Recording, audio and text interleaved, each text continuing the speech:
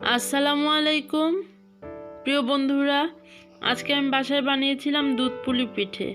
আর সেই পিঠেটা আপনাদের সাথে আমি শেয়ার করতে যাচ্ছি। যদি আপনাদের ভালো লাগে অবশ্যই আপনারা ট্রাই করবেন আর কমেন্টের মাধ্যমে জানাবেন কেমন হয়েছিল। আমি এখানে নিয়েছি, আগে থেকে জাল করে নিয়েছি 2 কেজি দুধ, আমি 1 কেজি করে নিয়েছি।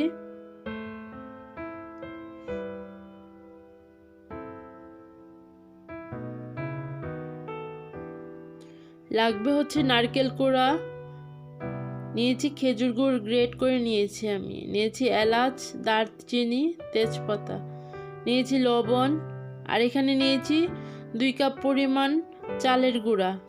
আমার চালের গুঁড়াটা ছিল শুকনো চালের গুঁড়া। তো আমি একটা প্যানে পানি বসিয়ে দিলাম।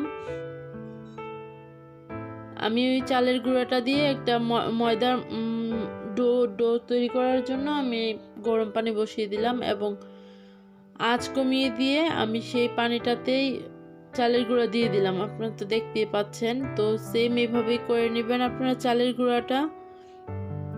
এখন প্যান বসিয়ে দিলাম একটা,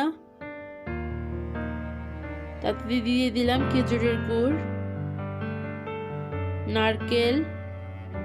এখন আমি খুব ভালোভাবে নেড়ে নিব। এটাতে আমি এক্সট্রা কোনো পানি ইউজ করিনি, কারণ নারকেল আর গুড় একসাথে হলে এমনিতেই একটু ভিজা ভিজা একটা ভাব চলে আসে, পানি লাগে না, এভাবেই হয়ে যায় এটা। আর এটাতে আমি একটা জিনিস ইউজ করেছি, সেটা হচ্ছে আমি কিছুদিন আগে বাসায় ঘি বানিয়েছিলাম, আর ঘিয়ের নিচে যেই পোড়াটা হয়েছিল সেই পোড়া সরটা আমি এখানে ইউজ করেছি। মানে এত অসাধারণ হয়েছিল খেতে, মানে আপনারা বিশ্বাস করতে পারবেন না যদি ট্রাই না করেন।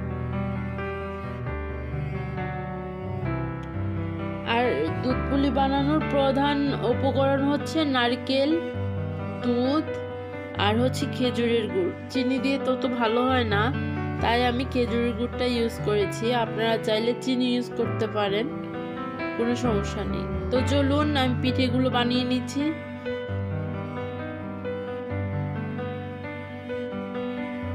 প্রথমে আমি মুখটা একটু সিল করে দিয়েছি, তারপর হচ্ছে একটু ডিজাইন করে নিলাম। আর এগুলো হবে পুরো দেখতে মানে চাঁদের মতো, তাই এটার নাম চন্দ্রপুলি হয়ে, দুধ পুলি চন্দ্রপুলি দুটাই নাম হয়। আমাদের এখানে এটাকে দুধ পুলি বলে, অন্য জায়গায় আবার এটাকে চন্দ্রপুলিও বলে। তো একে একে আমি সবগুলো পিঠে বানিয়ে নিলাম। তো চলুন আমরা বাকি প্রসেসে চলে যাই। তো হাঁড়িতে দুধ নিয়েছিল, সেই দুধটাতে আমি এলাচ, দারচিনি, তেজপাতা দিয়ে খুব ভালোভাবে নেড়ে নিচ্ছি। একটা টিপস, খেজুরের গুড়টা আমি এভাবে আগে থেকেই খুব ভালোভাবে গরম পানিতে দেওয়ার পরে এটা গলে যায়, গলে যাওয়ার পরে আমি ছেঁকে একটা বাটিতে উঠিয়ে রেখেছিলাম। আর সেই প্রসেসিং গুড়টা এখন আমি ঠান্ডা করে দুধের ভিতরে দিয়ে দিলাম। এভাবে দিলে আসলে দুধটা ফেটে যায় না। অনেক সময় অনেকেরই কমপ্লেইন থাকে যে পিঠা বানাচ্ছি কিন্তু দুধটা কেন ফেটে গেল।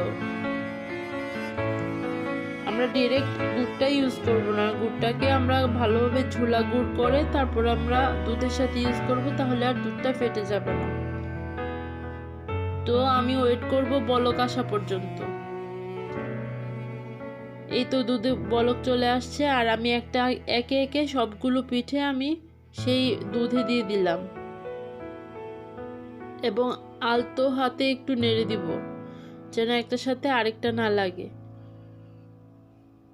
সেকেন্ড আরেকটা কমপ্লেইন থাকে সবার যে পিঠেটা কেন ভেঙে যাচ্ছে, এরকম আস্তে আস্তে ঝরঝরা হচ্ছে না কেন।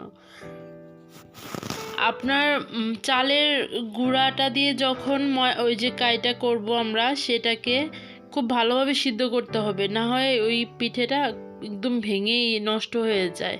তাই আমি খুব ভালোভাবে সিদ্ধ করে নিয়েছি। আপনারাও চেষ্টা করবেন আমার মতো করতে। জানি না কতটুকু ভালো হয়েছে, আমি চেষ্টা করেছি সবটা ভালোটা আপনাদেরকে দেখানোর জন্য, ভালোটা করার জন্য। সো আপনারা ট্রাই করলে অবশ্যই পারবেন এরকম করে। সবাই ভালো থাকেন, সুস্থ থাকেন। চলুন দেখেন আমার পিঠার কত জুসি একটা ভাব হয়েছে, ভিতরে